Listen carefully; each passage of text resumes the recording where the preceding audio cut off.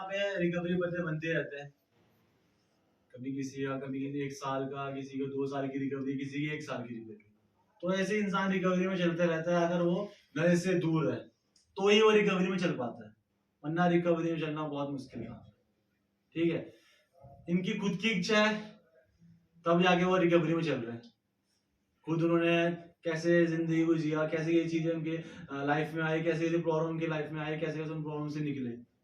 ठीक है, तो वो इंसान जो नशे से दूर रहना चाहता है वो उसकी सोच के ऊपर डिपेंड करता है। वो कैसा जीना चाहता है, कैसा करना चाहता है, वो उसके ऊपर है। ठीक है, उसको अपना पुराना भी याद है, उसको अपना वो टाइम भी याद रहता है जो जिस टाइम पे वो नशे में था, उसने क्या क्या उसकी लाइफ में अस्त-व्यस्तता आई। ठीक है, वो सब उसके ऊपर होता है। संस्था में आया, संस्था से जुड़ा, प्रोग्राम लिया, 12 स्टेप में काम किया, कार्यक्रम को फॉलो किया, तो धीरे धीरे धीरे धीरे जो चीजें थी वो धीरे चेंज होती गई। जो पुरानी चीजें थी उनसे दूर होता गया, और आज के दिन वो सोबर लाइफ जी रहा है।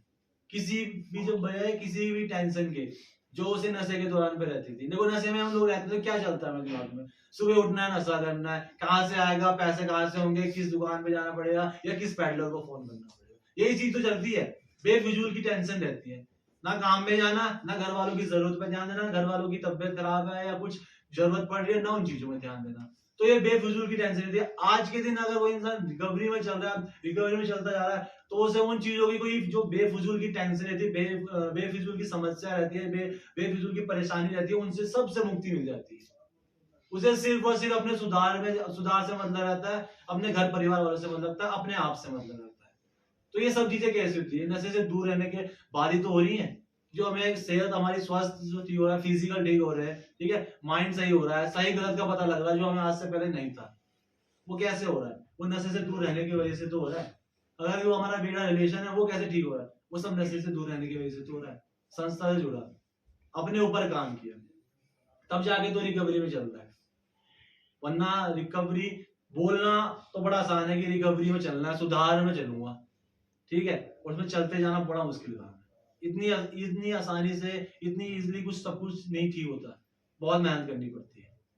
हर चीजों का ध्यान रखना पड़ता है, हर छोटी छोटी चीजें, हर बड़ी बड़ी चीजें, जो भी छोटी मोटी चीजें, जो भी बड़ी बड़ी चीजें होती है, उन सबको देखना पड़ता है, उन सब चीजों को देखना पड़ता है, उन चीजों में काम करना पड़ता है, अपने ऊपर काम करता है, ईमानदारी लानी पड़ती है, स्वयं से ईमानदारी लानी पड़ती है। वो चीजें कैसे होगी? वो संस्था से जुड़ के इस प्रोग्राम को फॉलो करके अपनी जिंदगी में 12 स्टेप को फॉलो करके तो ही तो सीखोगे। बाहर हमें थोड़ी पता था क्या होता है, क्या विनम्रता है, क्या सिद्धांत है, क्या ईमानदारी है, क्या एकजुटता है। कुछ पता था किसी को? किसी को कुछ नहीं पता था। हम में से कोई भी नहीं जानता था कि बाहर मतलब कि इन चीजों का क्या मतलब है, और एक ये हमारे लिए कितना जरूरी है। अगर हमें सुधार में चलना तो ये चीजें हमारे लिए कितनी ज्यादा जरूरी है, हमें कुछ नहीं पता था। हम संस्था में आए, कार्यक्रम को देखा, 12 स्टेप को देखा, इन प्रोग्राम को अपनी जिंदगी में अमल में लाए, तब जाके तुम्हें पता लगा ये चीजें भी जरूरी है। जो हम इन चीजों को भूल गए थे, इन चीजों की वजह से हमारी लाइफ में अस्त व्यस्त आ गई थी, वो चीजें हमें यहाँ आके पता लगी है, तब जाके रिकवरी में चल रहे हैं। वरना खुद अपने आप कभी सोचना कि मैं कैसा था और मैं आज कैसा हो चुका हूँ, ठीक है, और आज मैं कैसा होगा, आने वाले टाइम में यहाँ भी बैठ सकता हूँ, मैं रिकवरी बर्थडे ही बना सकता हूँ। देखो आप लोगों को पता ही है, एक नॉर्मल इंसान के एक बर्थडे होता है, हम लोगों के 2 बर्थडे होते हैं। एक तो हमारा बायोलॉजिकल होता है और एक दूसरा जो हमारी नई जिंदगी की शुरुआत करता है, जो हम अपनी नई जिंदगी की शुरुआत करी, हमें 1 साल हो गया, हम लोगों के 2 होते हैं। हम लोग बहुत खुशनसीब है कि हमारे 2 जन्मदिन होता है, ठीक है। और हम जो आम इंसान है, जो नॉर्मल बाहर की दुनिया में, उनका 1 जन्मदिन होता है। क्यों होता है वो तुम्हें पता है? क्योंकि एक खुशी होता है, खुद एक खुशी होती है ना इंसान को कि मेरा बर्थडे आज। तो इनको जो रिकवरी में चल रहा है उसको भी उसकी जो खुशी है, उसका जो उस बर्थडे को सेलिब्रेट कर रहा है, वो खुशी उस जो उसका पहले बर्थडे, बायोलॉजिकल बर्थडे, उससे कहीं बड़ी होती है, बहुत खुशी होती है, क्योंकि उसने अपनी जिंदगी में वो चीज देखी होती है, होश आवाज में होता है हर चीज। वो आज के दिन रिकवरी में चल रहा है, इन चीजों को देख के, हर छोटी मोटी चीजों में काम करके, तब जाके वो रिकवरी में चल रहा है। उसने अपने ऊपर काम तो किया होगा ना, क्या क्या चीजें देखी होंगी, कैसे कैसे रहा होगा। वो भी तो हम लोग जो है यहाँ रिकवरी बैठे, वो कहाँ से? वो भी तो इन्हीं चेयरों में बैठे थे कभी, वो भी तो उठ के आज यहाँ बैठे। अपने ऊपर काम किया उन्होंने, सुधार में चले, सुधार चाहते थे वो, हर चीजों का सामना किया है, तब जाके रिकवरी मिली है। ऐसे थोड़ी मिल गई बैठे बैठे, बहुत काम करना पड़ता है अपने ऊपर ना। सारा का सारा जो खेल है वो सब अपनी सोच का है। इंसान की सोच में रहता सब कुछ। अगर वो चाहता है, जिसकी इच्छा होगी ना, वो इस रिकवरी और इस एनए का सदस्य बन सकता है, वरना नहीं बन सकता जिसकी इच्छा नहीं है, चाहे जितनी लाख कोशिश कर ले। हम लोग तो यही चाहते हैं कि भाई यहाँ पे जितने हैं वो सारे के सारे रिकवरी में चले, बाहर जाके। यहाँ तो वही रिकवरी में, यहाँ से बाहर जाके रिकवरी चले। और ऐसे ही यहाँ पे जैसे बर्थडे सेलिब्रेट होते रहते हैं, वैसे ही सेलिब्रेट करते रहते हैं बर्थडे। यहाँ पे आए, अपने बर्थडे बनाए, लोगों को बताएं, अपनी शेयरिंग करें, उनको भी बहुत कुछ सीखने को मिलता है ना। तो ये शेयरिंग स्टार्ट करेंगे। इससे पहले सभी भाई हाथों जोड़ेंगे, सिर झुकाएंगे, आंखें बंद, आत्म शांति की प्रार्थना के ध्यान में जाएंगे। आत्म शांति की प्रार्थना बोलेंगे अजीने की। हे प्रभु, हमें ऐसी आत्म शांति दो, जिससे कि हम उन चीजों को स्वीकार कर सके जिन्हें हम बदल नहीं सकते। ऐसी हिम्मत दो, उन चीजों को बदल दे जिन्हें हम बदल सकते हैं। और ऐसी सद्बुद्धि दो जो इन दोनों में भेजा सके। हाय दोस्तों, मैं अजय एक निसेवा। दोस्तों, मैं 12 में ये बार फेल हुआ था। फिर उसके बाद दोबारा एडमिशन ली, फिर जाने लगा।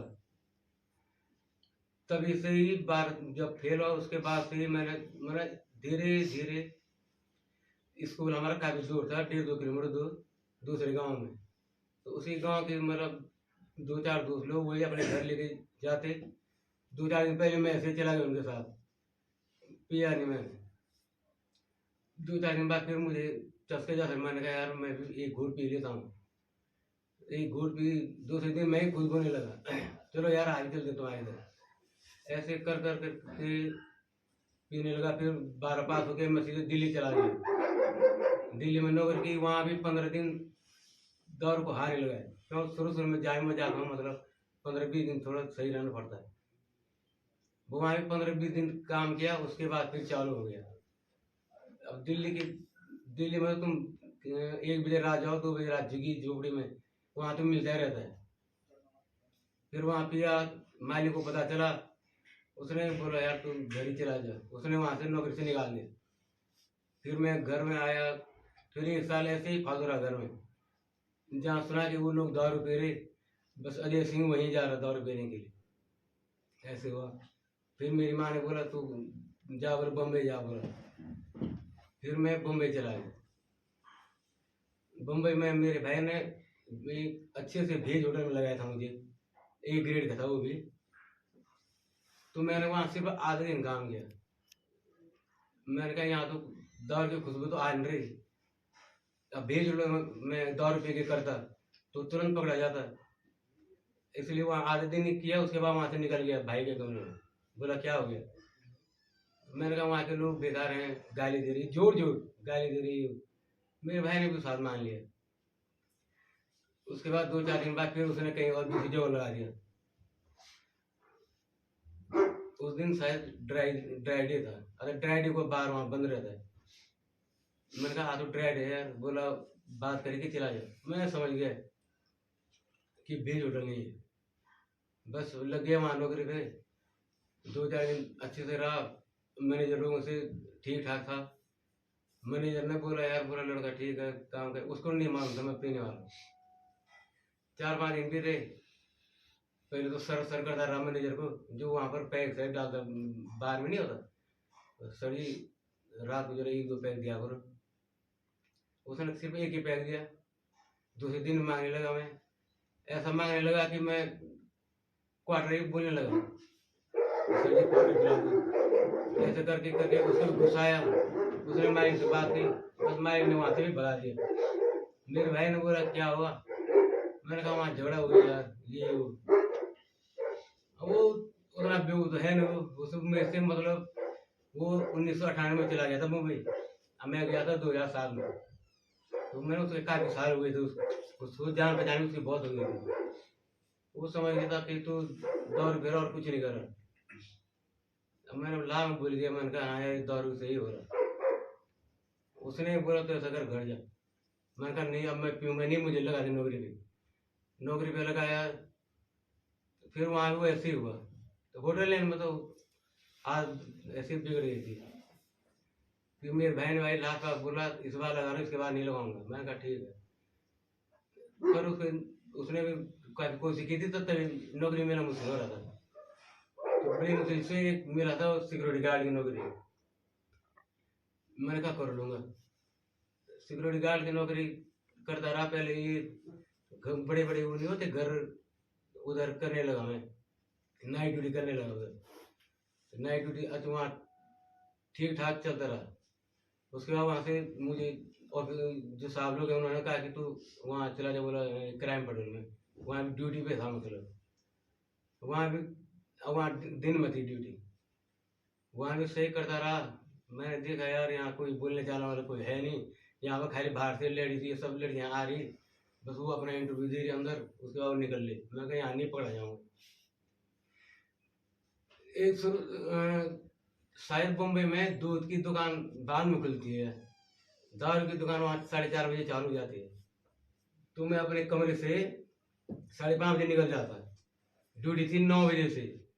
मेरा भाई बोलता था इतनी जल्दी कहाँ जा रहा। मैं बोलता था भाई ट्रेन में जा नहीं पाता, 7 बजे बाद तो चढ़ने को नहीं होता। तो 5:30 बजे ट्रेन खाली जाती थी, तो अपना आराम से 5:30 बजे उतरा अपना स्टेशन। सीधे स्टेशन के बगल में ही बार है, देसी बार, वहीं बैठे 1 क्वार्टर रुपया और 1 क्वार्टर बैग में लेके चल दिया अपने ऑफिस। उधर वैसे ही कम से कम 1.5 महीना तक चलता रहा, किसी को पता नहीं चला। एक गलती से वो मैं भूल गया कि इसके अंदर क्वार्टर बैग में, मैंने बैग वहां से दूसरी जगह हटाया, कांच की सीधी थी वो फूट गई है, पूरा बिखर गया। मैनेजर आया, बोले क्या है। मैं कहा न जाने, पता नहीं किसने रखा, ऐसे झूठ झूठ किसने रखा। उसने बोला ठीक है। उसने हमारे साथ से बात की। उसी दिन मैं अपने भाई के रूम आ गया। उसने ज्यादा नहीं, सिर्फ 1000 रुपये दिया मुझे, बोला तू घर जा। मैंने कहा ठीक है। बिना टिकट के आए मैं जनरल में, दिल्ली तक। क्या जनरल में चढ़ते नहीं टीसी में ज्यादा। जनरल में आया मैं, दिल्ली में उतरा, वहाँ तब ये दिल्ली में ही खाया मैंने खाना। 2 दिन तो मतलब मैं ऐसे ही बैठा रहा। अगर वहां से अगर हिलो तो उस जगह मतलब कोई और बैठ जाता है, बैठने को नहीं मिलता। फिर आया, उसके बाद दिल्ली मेरा मतलब गांव के भाई हैं, वो वकील है। उन्होंने बोला मेरे ऑफिस में कर। मैं उनके साथ भी करता रहा, 3-4 महीना ऐसे किया मैंने उनके साथ। पर मैंने ऑफिस में तो वहां तो नहीं किया। हाँ, उन्होंने कमरा दिलाया था, वहाँ पी के हंगामा हो जाता। मेरे साथ जो 2-3 बंदे थे, मेरे मामा की लड़की, फूफो की लड़की, ये सब आपस में हम पीते थे, करते थे आपस में जोर जोर से। हम देखते नहीं थे कि हम मतलब अपने मतलब घर में हैं कि जंगल में हैं। अगल बगल वाले कुछ नहीं दिख रहा हमको। उन्होंने वो मकान मालिक से कंप्लेन की। एक दिन के बाद हुई तो चलो छोड़ दो जी, कंप्लेन की। हमको मजबूरन वो कमरा उन्होंने हमको छोड़ना नहीं पड़ा, उसी ने भगा दिया हमको वहां से। उसके बाद लास्ट मेरे को एक ऑफर मिला दमनदीप का। मैं कहा ठीक है दमनदीप जाता हूँ जी। दमनदीप गया। वहां तो शुरू दिन से ही मैंने चल गया, शुरू दिन से ही। क्यों, मुझे मालूम था दमनदीप में दारू सस्ती है। देसी ये बम्बई में पीता था मैं 24 रुपये का क्वार्टर, बहुत पहले की बात, 7 की बात है, 24 रुपये का क्वार्टर था वो। तो मैं 24 में 26 में मिला था 50 रुपये। तो दमनदीप में बैक पेपर का क्वार्टर आता था। मैं कहा ये तो बड़ी अच्छी बात है। तो क्वार्टर क्या, वहाँ तो सीधे 8-8-10 क्वार्टर लेके जा रहा हूँ सीधे गेस्ट हाउस में। अपना पियो, अपना काम में तो अच्छा ही करता था।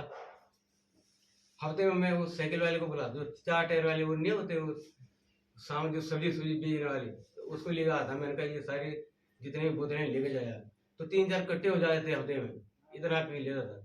फिर वो इंजीनियर लोग थे जो मेरे साथ, वो भी पिलाते भी थे मुझे। फिर वो पैसे भी देते रहते थे, कोई 100 रुपये, कोई 200। मैं और खुश, सैलरी तक जी नहीं बचा पाया वहाँ, इतना मिलने के बावजूद भी।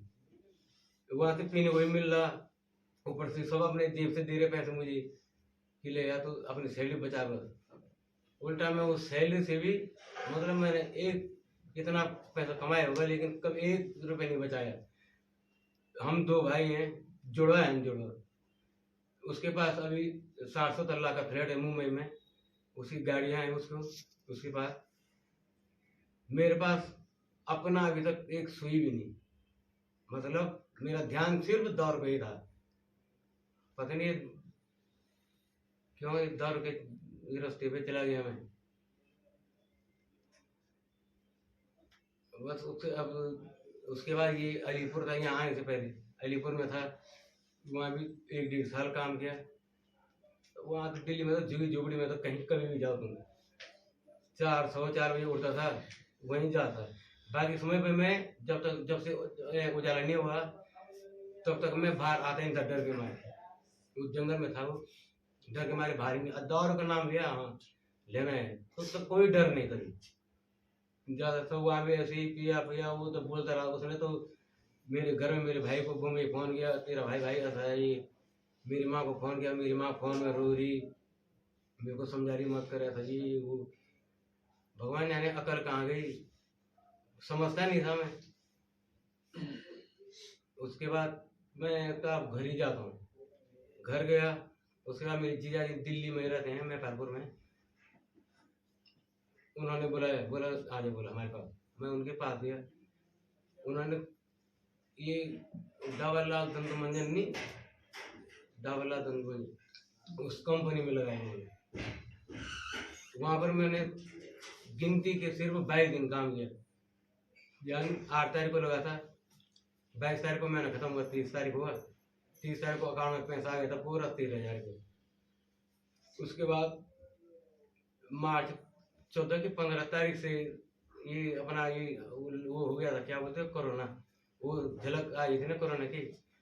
तो सर लोगों ने सबको मतलब एक दिन में 2 आदमी को छुट्टी देने लगी। बोला तुम ऐसा करो घर निकलो। पहला नंबर मेरा है, क्योंकि मुझे कोरोना के लक्षण आने लगे थे। मैं वहाँ बहुत ज़्यादा खांसने लगा था, तो मुझे बोला जा, मैं चला गया कमरे पर। एक महीने ऐसे ही बिस्तर पर पड़ा रहा, मोबाइल में खेलता रहा। मोबाइल में देखा, मैसेज आ गया। देखा, मैंने कहा सैलरी पूरी आ गई 13,000। मैंने कहा घर बैठे बैठे। चलो मैंने कहा और कोई तो मिला होगा, मुझे क्या मिला। उसके बाद अगले महीने 1 महीना और रहा दिल्ली में, फिर मैसेज आ गया। अरे मैंने कहा क्या हो रहा, क्यों मारी देता था सबको। और उसने कोरोना में मतलब कह रहा था कि 2500 लोगों को एक दिन का खाना देता था वो, एक दिन में 2500 आदमी। ऐसा करके मैं जिया जी लोगों को बोला, मैंने कहा ऐसा करता हूँ, लॉकडाउन पता नहीं कब तक रहेगा, मैं घर जा रहा हूँ। बोला घर जा तू। तो मेरे पास मैंने 3 महीने 39,000 रुपये इकट्ठा हो गया था, प्लस घर आने के लिए मेरी दीदी ने दिया खुद मुझे पैसा। उसने बोला तो अपना पैसा खर्च मत करना। उसको नहीं मालूम था मैं फिर वहीं जा रहा हूँ। जिस स्कूल से मैंने हाई स्कूल पास किया था, 15 दिन के लिए क्वारंटाइन हुए हम उसी स्कूल में। तो जैसे हम पहुंचे वहाँ, गांव के प्रधान लोग और लोग मेंबर भी आए थे उनके साथ। तो हमको समझाया उन्होंने कि यहाँ पर कोई गलत काम मत करना, क्योंकि बदनाम तो थे हम। हमने कहा भाई हमने तो अब ये रास्ता छोड़ दिया। मैंने कहा, बोला ठीक है अच्छी बात है। उनको थोड़ा ना मालूम ये। फिर जैसे वो लोग चले गए, मैंने सिर्फ खाली कॉल किया बस। मैंने कहा मैं इस स्कूल में हूँ और मैं आ जाए यार। उसी के बोतल लेके आ गया हूँ। बोला पैसे दो। मैंने कहा मैं पैसा नहीं दे रहा। अपना उसको बोला, तय मैं गलती से वो चलाता था गूगल पे। मैंने कहा उससे नंबर ले, अब मैं डाल दूंगा। ऐसे ऐसे करके वो 39,000 में तो सिर्फ मैंने 1,000 बचाए 15 दिन में। बाकी 29,000 का दर वहीं पर 15 दिन में खत्म। फिर घर गया, माँ को बोला यार मेरे को इतना दे, ये दे वो दे। माँ के पास भी कहाँ से आएगा, माँ को तो मेरी बम्बई वाला भाई देता रहता है। मैं मतलब पता नहीं क्यों, मतलब घर के बारे में मुझे कुछ मतलब ऐसा था कि अनजान था। मतलब खाना क्या बन रहा, सब्जी क्या बन रही, मुझे इससे कोई मतलब नहीं था। मुझे खाने से मतलब था। जबकि मुझे सोचना चाहता कि ये जो बन रहा है कहाँ से आ रहा होगा। उसके बाद भी माँ को परेशान, वो दूसरे के घरों में जा रही रो रही। और मैं जिनके घर में जाकर रो रही, मैं वहीं जा रहा हूँ अगले दिन कि तूने मेरी माँ को कैसा नहीं दिया अपने घर। ये अगल बगल पड़ोसी होते हैं जो उनको भी नशे में ही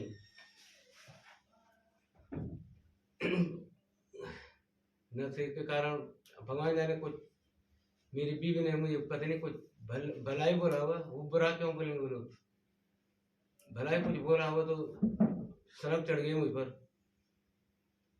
उसको भी न जाने क्या क्या बोला मैंने। जो मतलब मैं जो दुश्मन को भी नहीं बोल सकता, जो आदमी की बात कर रहा हूँ मैं, उनको नहीं बोल सकता, उससे गंदी गंदी गालियां दी मैंने बीवी को। वो रात भर रोती रही, मैं कहा रो तुम मर ऐसे नशे में। फिर सुबह उठा, मैं कहा गलती हो गई, वो उसने बात नहीं की चाहिए मैं का। उसके बाद 2-4 दिन जो शांत रहा मैंने किससे बात नहीं की। फिर अगले दिन फिर 4 दिन बाद शांत हुए, उसके बाद फिर पीना चालू हुआ। सो मन में ये बिठा के रखा था मैं कि आज मैंने ये तोड़ना है। सड़क में गया, पी पा के आ गया, घर आया तो वही सामान उठाए सीधे नीचे फेंक दिया। सर टूट टाट के मेरी माँ इकट्ठा करके उसको सैकड़े ऊपर रख रही। अगले दिन मैंने दीवानी डाल दिया, चौथे दिन वो शीशा वाला होता जो वो भी डाल दिया, सब तोड़ दिया मैंने। नशा उतरा, फिर अगले दिन मैंने फोन किया बीवी को, मैंने कहा ऐसा कर दिया मैंने ये। उसने बोला कोई बात नहीं, मैं आ रही हूँ, मैं छोड़ूंगी नहीं ये। अब मेरे को मैंने सुना था कि बोला औरत जा तो शांत रहती, बोल अगर जा वो करो तो काली माता की पता नहीं कुछ आता बोला तो ऐसे ही। उसने मुझे डर लग गया, उसने बोला मैं आके बताऊंगी, मैं डर गया। मैं सेम जैसे थे, मैं उसकी फोटो खींच के 6 किलोमीटर दूर हमारा बाजार पड़ता गोचर, तो वो फोटो बता वो उसी दुकानदार को बताया। मैंने कहा भैया इसमें कुछ कमी पैसे नहीं होनी चाहिए, इससे अच्छा भी नहीं होना चाहिए, खराब भी नहीं, ऐसे ही का ऐसे दिया दोस्त। उसने स्वयं वैसे दिया, अब मैंने वैसे रख दिया, मुँह दे देता। उसके बाद ऐसे ही चलता रहा। घर में मैं कहा छोड़ दूंगा दारू, वो और ज्यादा। अब पहले बोलते थे कि लड़के लोग बिगाड़ते नहीं, बोला मैं भी कहता था बिगाड़ते नहीं, लेकिन कुछ लोग ऐसे होते हैं ना, सही बात है, जो बिगाड़ने के माहिर होते हैं। दोस्तों को बोले यार मैं चलो यार मैं नहीं पी रहा, मैं बोला 2 पैक ही पी ले बस हो गया। पहले तो मना किया, उसके बाद भगवान जाने क्या लालच आ जाता, चल दे दे यार। 2 पैक पिया, फिर उसी से झगड़ा, 2 पैक कहीं तो और पिला, नहीं तो तूने पिलाया क्यों भाई, ये वो ऐसे ही हो जाता। अब मुझे तो पता नहीं, पता नहीं दुकानदार वो शराब बेचने वाला दुकानदार, उसने मेरे चेहरे पर भगवान जाने क्या देख लिया। एक दिन गलती से मैं 4:30 बजे सुबह निकल गया, ठेका तो 10 बजे खुलता है, उसके नीचे उसकी वो थी कमरे थे, वहीं रहते थे लोग। तो वहाँ पर मतलब मैं थोड़ा बोलता था, मैं फौज बैग नाम से उधर थोड़ा फेमस हो गया था। तो मैं गया उसके दरवाजे पर, मैंने कहा भाई साहब, बोला कौन बोला, मैंने कहा फौज बैग बोला यार, हाँ बोला। मैं कहा एक हाथ दे दिया लेकिन पैसा याद दोस्त, बोला ठीक है, मैंने कहा शाम को दे दूंगा। वो पता नहीं क्यों उधार दे दिया करता था मुझे। वो सुबह ही 4:30 बजे से घर पहुंच गया पी पा के। उस समय में ये चूना चाना लगाता था घरों में दूसरों से ना, बस दिन भर काम किया, 500 मिलती थी, तो एक हाथ का 300 देना पड़ेगा पहले। तो मैं उसको देता था, 200 बचते थे, एक दूसरे दोस्त को इकट्ठा किया, 400 गए, 400 में वो हमको एक गेहूं की बोतल दे देता था। बस ऐसा चलता रहा। दिसंबर में 10 तारीख को भाई के ताऊ के लड़के की शादी थी, मेरा ही ताऊ भाई है वो। 10 तारीख को उसकी शादी थी, तो मैं 8 तारीख से पता नहीं क्यों दारू में मतलब मस्त हो गया। उसका बड़ा भाई पुलिस वाला है, इधर ही रहता हूँ, शायद हरिद्वार रहता है, फिर मुझे यही नहीं मालूम। तो घर आए शादी में, तो मैं उसी के पीछे रहता था ज़्यादा। तो सुबह में उसी के पास जा रहा हूँ, वही पी रहा हूँ, और वो कह रहा थोड़ा ये करो कर। तो उसके बाद होश ही नहीं, क्योंकि खा नहीं रहा था कुछ ना, खाली पिए जा रहा हूँ। 4 दिन तो ऐसे ही पीता रहा। 4 दिन के बाद जब मैं सुबह मैंने कहा यार मैं शादी में जा रहा हूँ, थोड़ा पैंट कमीज थोड़ा अच्छे से पहन ली, नहीं तो नहीं थे पर सही पहन ली, जूते भी नहीं पहने पर ऐसे चप्पल चुप्पल सैंडल पहन के चला गया। मैंने कहा यार शादी में जहाँ था यहाँ तो कोई दिख नहीं रहा। फिर मैंने उसी को पुलिस वाले को बोला, मैंने कहा शादी क्या बारात? बोला होश में आ गया तू? बोला क्या हुआ? बोला शादी तो 3 दिन पहले हो गई खत्म।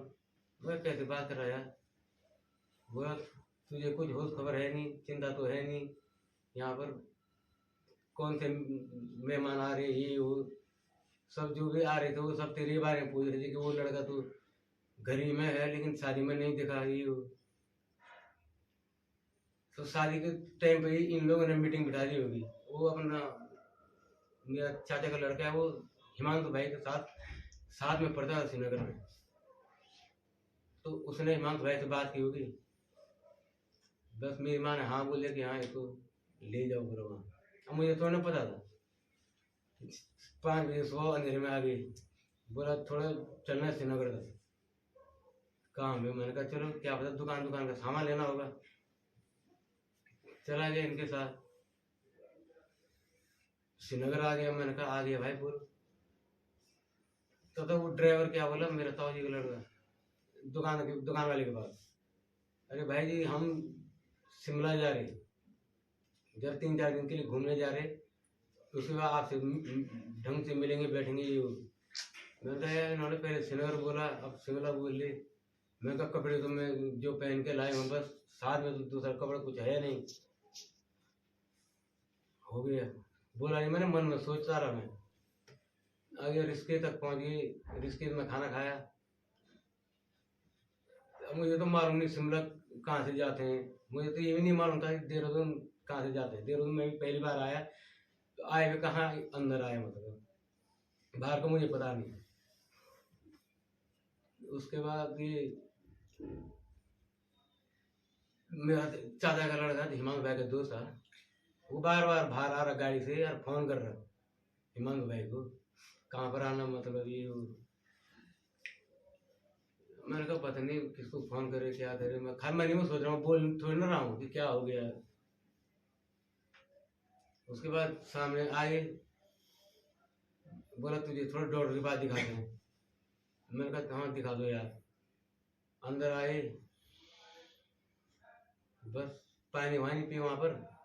उसके बाद बोला अंदर आया, हिमांशु भाई ने बोला अंदर आए। मैं तलाशी से ली गई, मुझे थोड़ा पता क्या है, मुझे तो पता थोड़ा था ही ना था मुझे क्या अंदर है, मुझे तो यहीं आके पता चला। बस डिटॉक्स में ही 2-3 दिन परेशानी हुई, मुझे पेट दुखता था मेरा बहुत ज़्यादा। घर में इससे पहले भी बहुत पेट दुखता था, तो पैर मारता था तो सही हो जाता था। तो यहाँ मैं किसी को बताया नहीं, क्यों मुझे अगर ये लोग बोलते कि ऑपरेशन करना पड़ेगा ये, तो मुझे बहुत डर लगता था, बहुत डर। इसलिए मैं चुपचाप सहता रहा 3-4 दिन। बस डिटॉक्स से बाहर आया तो यहाँ पर फैमिली के साथ ऐसा इतना अच्छा लगा कि समय का पता ही नहीं चला। और आज पूरा 1 साल हो गया मुझे जब से इस संस्था में आया। आज भी इस संस्था से जुड़ा रहूँगा मैं, और बाहर भी ऐसी रिकवरी में चलता रहूँगा। मैं सिर्फ एक सवाल है मेरे आप लोगों से कि आज के डेट में मेरे पास 1 रुपये नहीं, 1 रुपये जिसे 1 रुपये कहते हैं, और उम्र मेरी 38 है। तो मतलब यहाँ से निकलने के बाहर निकलूंगा मैं, तो मतलब मैं अपनी जीवन जी सकता हूँ ढंग से, मतलब बीवी, मैं, मेरी माँ। मतलब मुझे सिर्फ यही दुख रहा था कि मैं अपने घर वालों को, मतलब घर वालों का पेट पाल सकता हूँ नहीं पाल, विश्वास नहीं मुझे अपने पता नहीं ऐसा। बस मैंने कहा आपने सुना।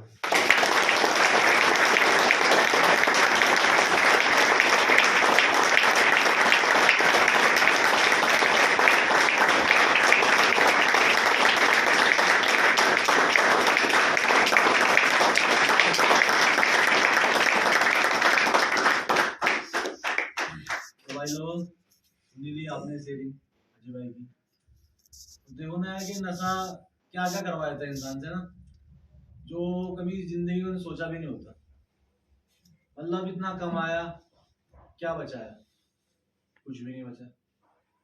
मतलब इंसान कहाँ कहाँ नहीं घूम के आया, कितनी अच्छी अच्छी जगहों में चले गया, अच्छे से नौकरी करी, सब कुछ किया, पर एक नशे की वजह से क्या हुआ कि कुछ भी नहीं बचा। तो देख लो नशा की नशा जो नशा वो क्या है, उसकी खुद की पावर कितनी है कि उसने खासे अच्छे इंसान को, इतनी मेहनती इंसान को, इतने अच्छे इंसान को जिसने नौकरी हर जगह की, मतलब कहाँ कहाँ ही नौकरी करी, अच्छी भी करी, थोड़ी वैसे भी करी, पैसे भी कमाया, ऐसा नहीं पैसा भी नहीं कमाया, पैसा भी कमाया, पर बच्चा गया आखिर में, कुछ भी नहीं बचा। तो नशा इंसान को ऐसा कर देता है। और जब नशा हद से ज्यादा इंसान के ऊपर हावी हो जाता है तो फिर उसे कुछ भी नहीं दिखाई देता, चाहे उसके बीवी हो, चाहे उसके बच्चे, चाहे उसकी मम्मी हो, चाहे उसके पापा हो, चाहे उसका भाई हो, चाहे उसकी, तो इंसान कुछ नहीं देखता, फिर उसके मन में जो आता है सब कुछ बोल देता है, भला बुरा, गाली गलौज सब दे देता है, तोड़ फाड़ करने लग जाता है। और जो चीजें इंसान अपने खून पसीने से मेहनत कर करके जोड़ता है, घर वाले जोड़ते हैं या वो खुद जोड़ा होता है, वो नशे के टाइम पे 1 मिनट में सब कुछ बर्बाद कर देता है, कुछ नहीं सोचता। तो इस तरह करता है नशा, जो नशे की चपेट है ऐसी होती है। आप लोगों ने सुनी है किसी कि मतलब कहाँ कहाँ नहीं घूमे, कहाँ कहाँ इन्होंने जॉब नहीं करी, सब कुछ तो था, शादी भी होगी टाइम पे, सब कुछ था, नौकरी भी कर रहे थे, अच्छा खासा कमा रहे थे, पर फायदा क्या हुआ? कुछ बचा? कुछ भी नहीं बचा। तो उम्मीद करता हूँ आप लोगों से भी है कि आप लोग भी इन चीजों को समझें, इनकी जो शेयरिंग की है उनसे कुछ ना कुछ आपने सीखा होगा, कुछ ना कुछ समझा होगा कि हाँ, कि क्या क्या होता है, कैसे कैसे परिस्थितियां बदल जाती हैं, और कैसे नशा हम पे हावी होता है, नशा क्या क्या करवा देता है हमसे। उम्मीद करता हूँ कि आप लोगों ने सुना होगा, और ऐसी मैं भी यही चाहता हूँ कि आप भी इनकी तरह रिकवरी बर्थडे बनाए, सुधार में जाए चले। हम लोग यही चाहते हैं, ये संस्था का जो मेन मोटिव है वो यही है कि यहाँ पे एक एक इंसान रिकवरी में चलते रहे। क्योंकि नशा क्या क्या करता था वो आप लोग यहाँ पे जो शेयरिंग करता है, रिकवरी बनाता है, उनसे सुनते ही हो, है ना। तो आप लोगों से बस यही है कि आप भी रिकवरी में चलो, इन लोगों से कुछ सीखो, खुद पे काम करो, अपने विचारों पे काम करो, अपनी इच्छाओं पे काम करो, इन चीजों में काम करो, लेकिन अपने सिद्धांतों में काम करो, तभी रिकवरी में चल पाओगे। इन चीजों को समझोगे ना तभी आगे बढ़ पाओगे, वरना कुछ फायदा नहीं है, वहीं के वहीं रुके रह जाओगे, है ना। तो मैं आप लोगों से पूछूंगा, बोलना चाहता हूँ कि कोई अजय भाई से किसी का कोई क्वेश्चन है? किसी का कोई क्वेश्चन?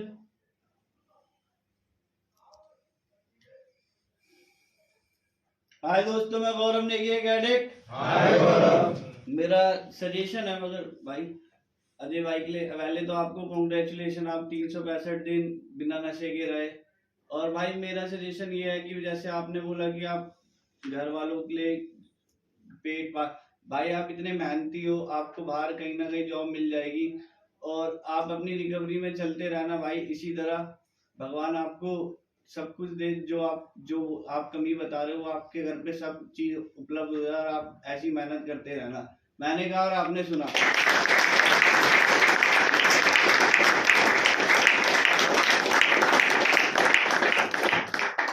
किसी और भाई का कोई सजेशन या क्वेश्चन?